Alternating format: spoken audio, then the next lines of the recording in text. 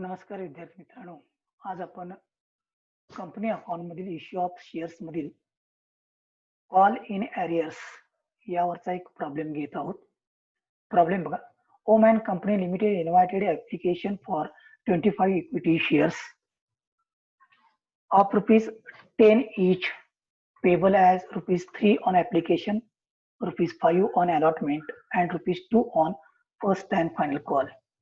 Company received application for 30,000 equity shares and pro rata allotment were made to all. All the money was duly received except first and final call on 2,500 equity shares. Pass journal entries in the books of company. Pass journal entries in the books of company. तर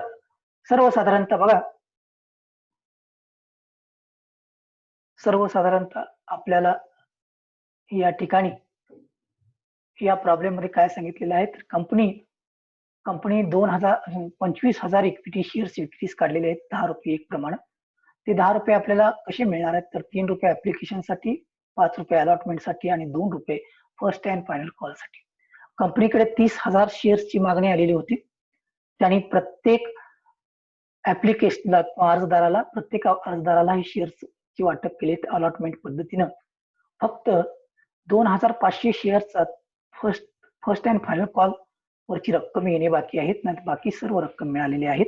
तर याच्या journal entry आता आपल्याला करायच्या आहेत. तर journal entry बघा याच्या कशा करायचं. In the books of company, journal entries in the books of company. तर पहिली entry application amount received, application amount रिसिव्डची पहिली एंट्री होणार आहे बघा. या ठिकाणी पहिली एंट्री, फर्स्ट एंट्री. ज्या वेळेला आपण ऍप्लिकेशन अर्ज भरतो त्यावेळेला ऍप्लिकेशन अर्ज बरोबरच ऍप्लिकेशन अमाऊंट भरावी लागते. तर त्याची एंट्री बघा. Bank account debit,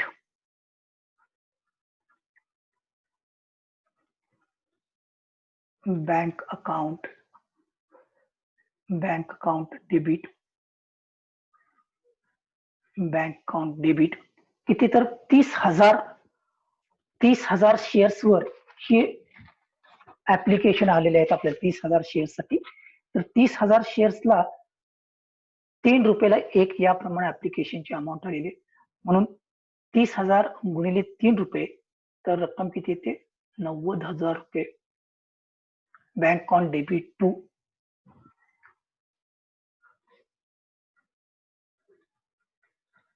equity share application account,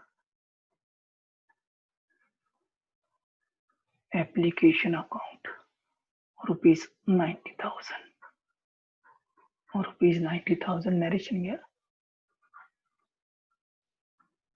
being shares application,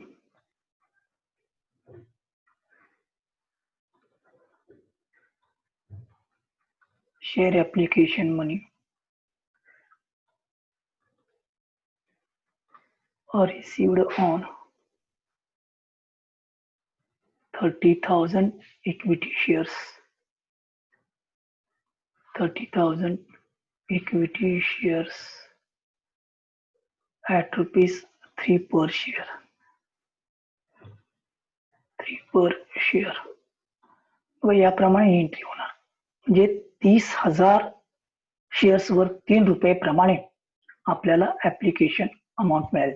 परंतु आपल्याला ऍप्लिकेशन अमाऊंट आलेली आहे, ही ऍप्लिकेशन अमाऊंट शेअर्स कॅपिटलचा भाग आहे, म्हणून शेअर्स कॅपिटल ट्रान्सफर करावं लागणार आहे. परंतु शेअर्स कॅपिटल ट्रान्सफर करत असताना जेवढे आपण शेअर्स विक्रीला काढलेले आहेत तेवढेच ट्रान्सफर करायचे आहेत. 25,000 रुपयाची ऍप्लिकेशन अमाऊंट जेवढी आहे ती शेअर कॅपिटल ट्रान्सफर करायची, आणि 5,000 रुपयाची एक्स्ट्रा जे आहे ते अर्जदारांना परत न करता त्यांचं पुढील येणं आहे त्यामध्ये ते कन्वर्ट करायचे, म्हणजे शेअर्स अलॉटमेंटला ट्रान्सफर करायचे. त्याची एंट्री बघा. Share equity share application account debit, equity shares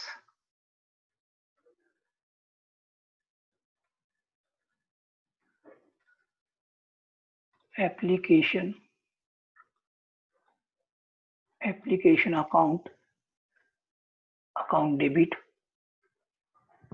account equity share application account debit 90,000 to equity share capital account, to equity shares capital account. Equity share capital अकाउंटला किती transfer करायचे आहेत तर 25,000 शेअर्सचे 3 रुपये प्रमाणे काही रक्कम होणार आहे ती म्हणजे 75,000 25,000 इंटू 3 रुपीज आणि बाकीचे जे ज्यादा आहेत ते काय करायचं इक्विटी शेअर अलॉटमेंटला ट्रान्सफर करायचे.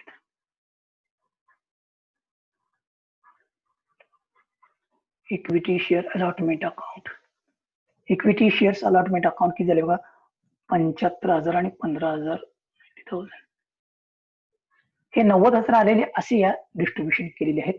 त्याचं नॅरेशन घ्या.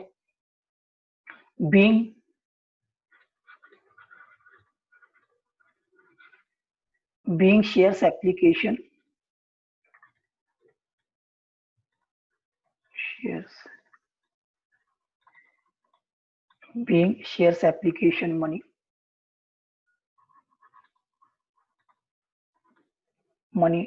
on 25,000 at rate of 3 per share, 3 per shares transferred to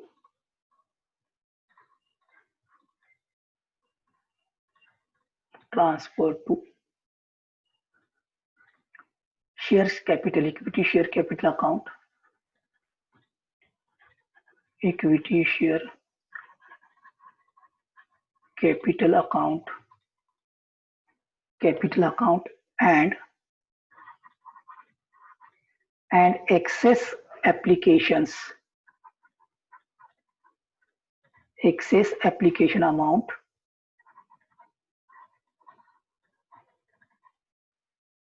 excess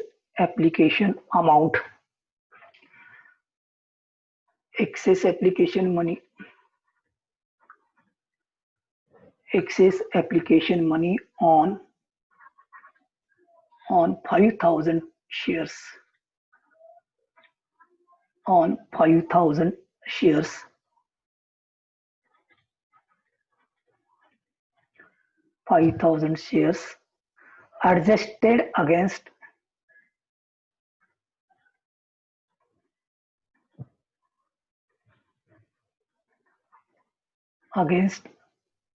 adjusted against share allotment account,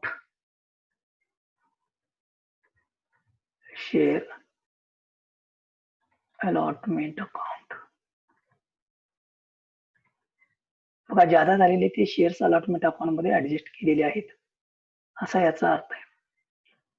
तर या पद्धतीनं ह्या एंट्र्या होतात. त्यानंतर तिसरी एंट्री बघा, यामध्ये तिसरी एंट्री काय होणार तर अलॉटमेंटची एंट्री होणार आहे.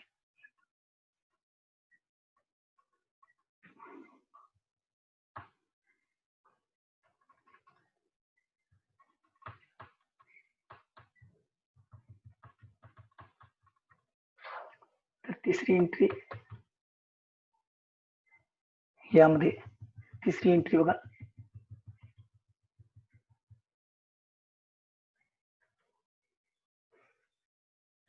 तिसरी एंट्री अलॉटमेंटची करायची आहे आपल्याला. त्यामध्ये shares equity share allotment account debit,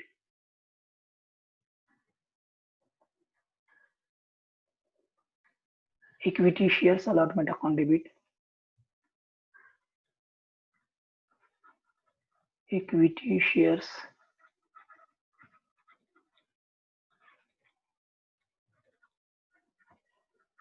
allotment account, shares allotment account debit. बघा 25,000वर 5 रुपये प्रमाणे म्हणजेच 1,25,000 to equity shares capital account, equity share capital account 1,25,000 किती येणार 1,25,000 थोडे या ठिकाणी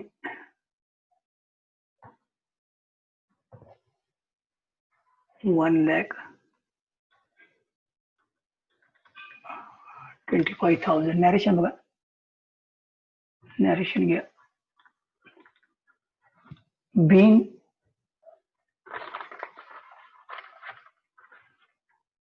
shares allotment money being share allotment money on 25,000 equity shares 25,000 shares at rate of 5 per share 5 per shares is due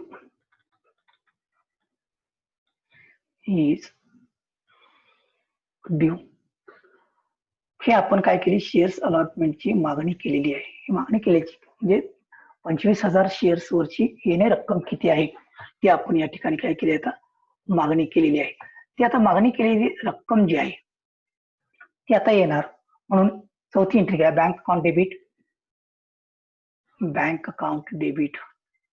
आता बँक अकाउंट डेबिट किती होणार तर सगळे 1,25,000 होणार नाहीत 1,25,000 मधून 10,000 आपल्याला ऍप्लिकेशन बरोबर ऑलरेडी आलेलीच आहेत म्हणून 1,25,000 मधून 10,000 गेले किती राहिले तर 1,10,000 1,25,000 मधून 15,000 ते आपल्याला पहिला जे एक्स्ट्रा मिळाले होते ते त्यामधून घालवायचे आहेत आणि आपल्याला किती मिळणार आहे 1,10,000 अलॉटमेंटची रक्कम मिळणार आहे त्याची bank account debit to shares equity shares allotment account 1,10,000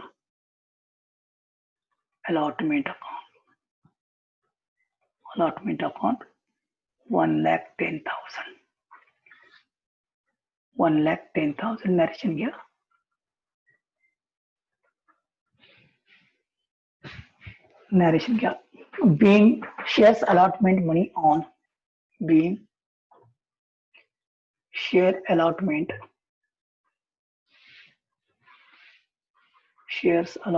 money on 25,000 shares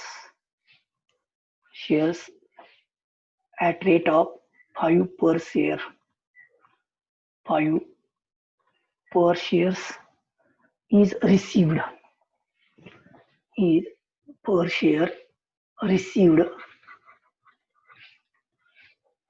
after adjusting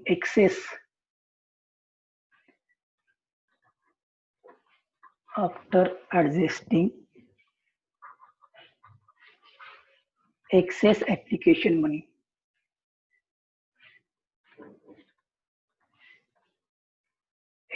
application money म्हणजेच ऍप्लिकेशन मनी एक्सेस असलेल्या ऍप्लिकेशन मनी ऍडजस्ट केल्यानंतर जी राहिलेली रक्कम जी आहे ऍप्लिकेशन वरची ते मिळालेली आहे त्यानंतर पाचवी एंट्री आता फर्स्ट अँड फायनल कॉल आपण मागणी करायची demand of first and final कॉलची एंट्री बघा एंट्री घ्या equity shares first and final call upon debit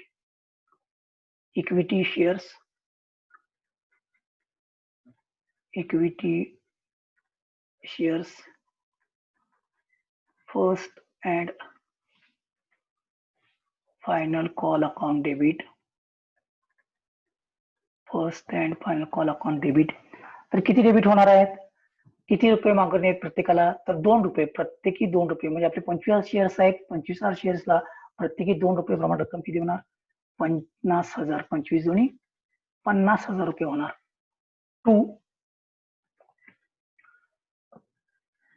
to equity shares capital account to equity shares capital account, to equity shares capital account 50,000. आपण ही मागणी केलेली आहे म्हणून नॅरेशन घ्या.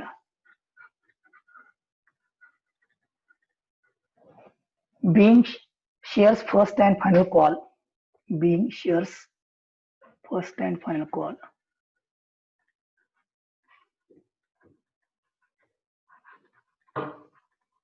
being shares first and final call on 25,000 shares at rate of rupees 2 per shares,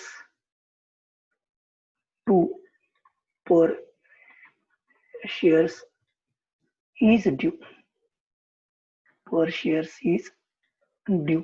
याप्रमाणे म्हणजे आपण मागणी केलेली आहे किती तर equity share first and final call account debit 50,000 to equity share capital account 50,000.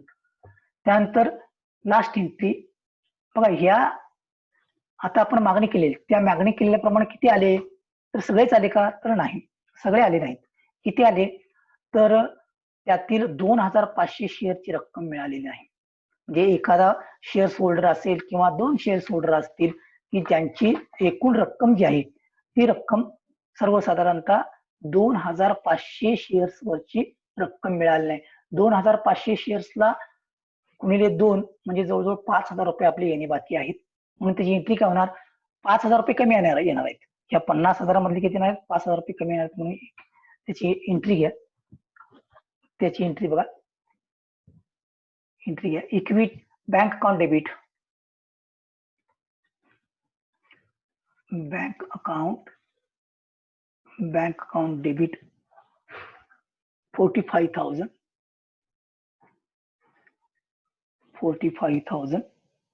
Call in arrears account का तर येणार आहेत ते आलेच नाहीत. ज्याने कॉल्स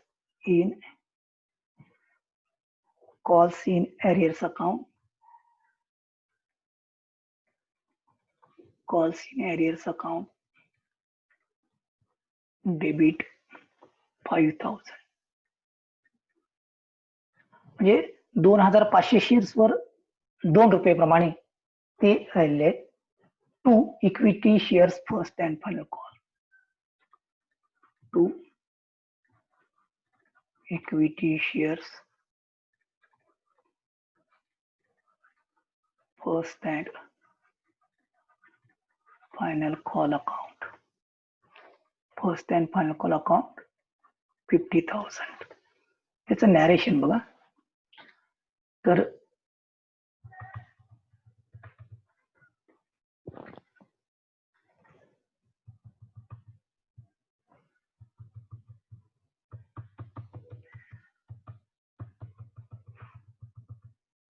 नॅरेशन बघा. तर नॅरेशन घ्या. being shares first and final call account on, being shares first and final call, being share first and final call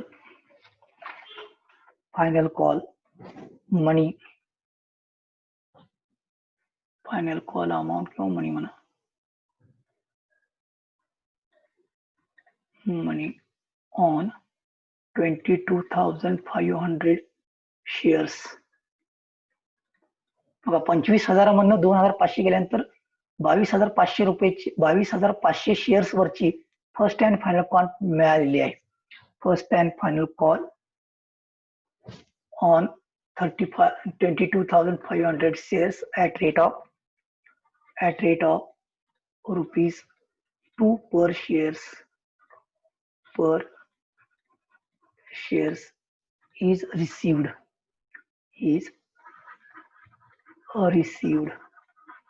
तर या पद्धतीनं हा प्रॉब्लेम आपल्याला सोडवायचा आहे. तर त्यानंतर तुम्ही अमाऊंट कॉलमची टोटल मारा. या पद्धतीनं प्रॉब्लेम सोडवायचा. ह्याला कॉल्स इन अरियर्स वरचा प्रॉब्लेम आहे. तर तुम्हाला हा प्रॉब्लेम समजला असेल असं गृहीत धरतो. थँक्स.